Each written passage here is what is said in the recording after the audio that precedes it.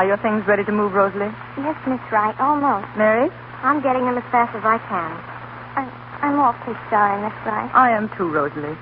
But I think it would be better if you and Mary are separated. And it's all because I had a pain. You're always mean to me. I get blamed and punished and picked on for everything that happens around here. Go on with your moving, Rosalie.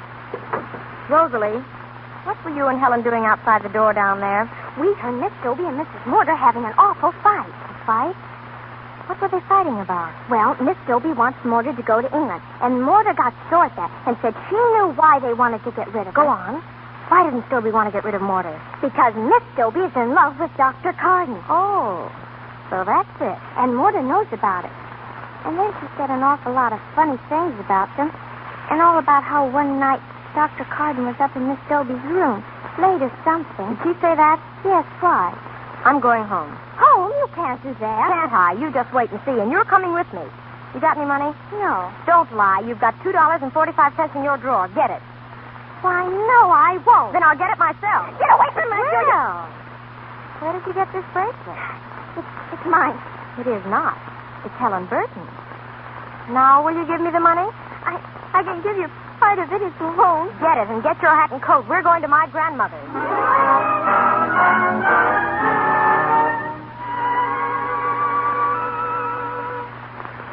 Mary, look at me. Do you mean you left school without permission? I couldn't help it, Grandma. I couldn't help it. I got Rosalie to come with me, and I ran away. I had to. That was a very bad thing to do. Now, you're going right back, both of you. Where is Rosalie? No, Grandma, don't do that. Please don't do that. Grandma, please, they'll kill me. Mary. I can't go back. I can't. They'll kill me, Grandma. They will. Mary, stop it. What makes you say such awful things? They're true, honest. I fainted today. Fainted? Yes, I did. My heart. I had a pain in my heart, and Dr. Carden said I didn't have any pain, and I'm scared, Grandma. I'm scared. They've got something against me, and they punish me for everything. Today they even said I couldn't go to the boat races. Oh. But it wasn't that. It's things. Funny things. What nonsense are you talking? They've got secrets, Grandma. Funny secrets. All about Miss Dobie and Dr. Carden, and Mrs. Mortar told Miss Dobie that she knew what was going on. And what? She knew what was going on, and she always had known what was going on. Using that silly phrase, Mary. But that's what she kept using, Grandma. Miss Dobie said she'd have to get out of the house. And that's why we have to remove our room, I'll bet, because they're fighting and we'll hear things, too. That's what we did that awful night. What awful night? Well, Dr. Carden was in Miss Dobie's room late, and other times when things happen, too, and I can't say them out loud, Grandma. I've got to whisper. Oh, nonsense. Why must you whisper? Because I just got to, because it's bad.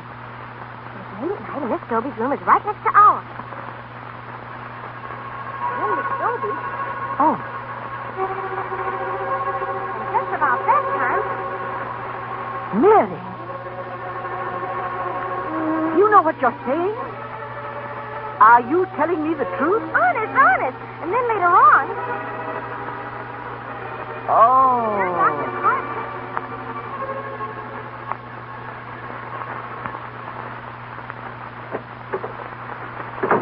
Mary, where were you so long? Keep quiet. I was talking to my grandmother. Well, what's going to happen? Aren't we going back to school tonight? Maybe I'm never going back. Maybe none of us will. Well, I want to go back. Why shouldn't we go back? Oh, you'll find out. You're always pretending you know everything. Anyway, I don't want anything to do with your silly secret. No? Suppose I told you that maybe you're in on the silly secret. Suppose I told you that I may have said you told me about it. Why, Mary Tilford, I didn't tell you anything. I'm going right into your grandmother and tell her I didn't tell you anything, whatever it is. You're just trying to get me into trouble. Wait a minute. I'll go in with you. I've got something to tell her, too. About Helen Burton's bracelet. What about it? It's that you stole it from her, that's all. Shut up. I didn't do any such thing. I called her and I was going to put it back and I forgot it. I never meant to keep it. Oh, nobody will ever believe that.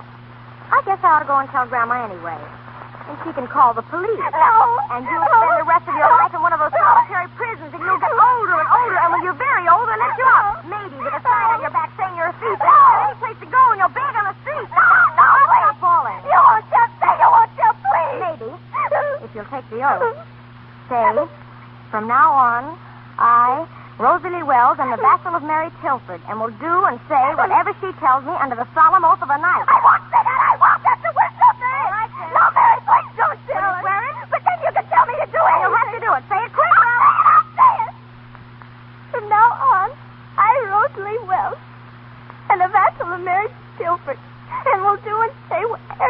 of me. Under the salamone of a night.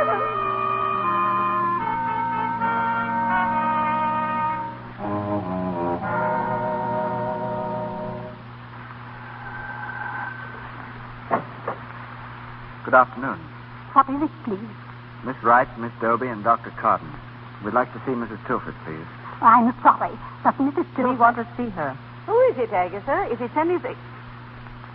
Oh, Good afternoon, Mrs. Tilford. good afternoon. You may go, Agatha. Yes, madam. We want to see you, please. You know what it's about. We've lost 10 students since yesterday evening. The rest are leaving today.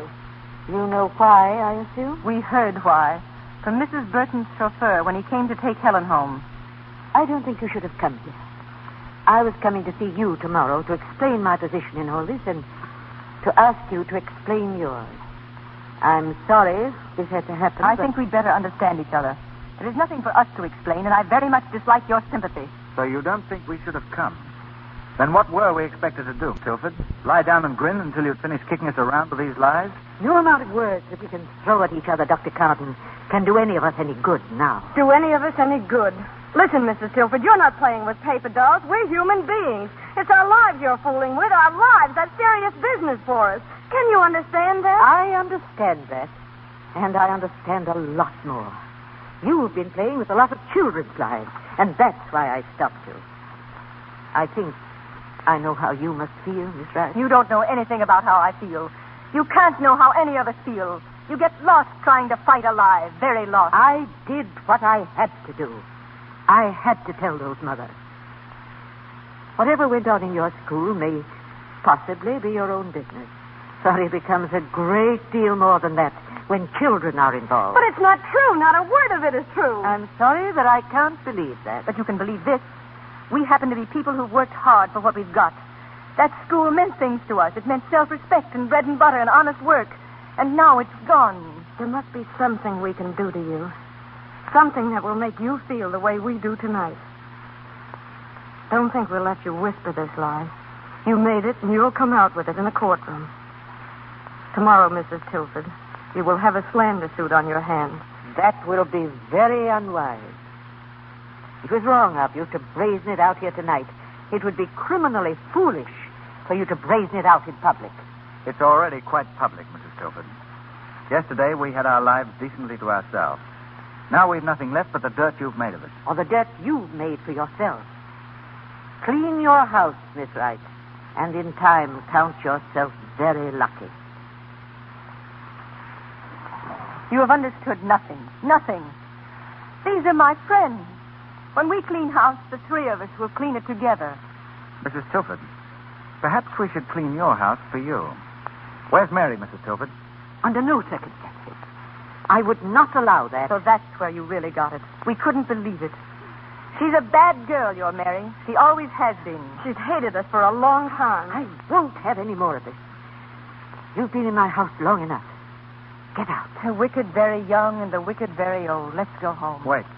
Mrs. Tilford, when three people come to you with their lives spread on a table for you to cut to pieces, then the only honest thing to do is to give them one last chance to come out alive. We'd like that last chance. If you're honest, you'll give it to us. Very well.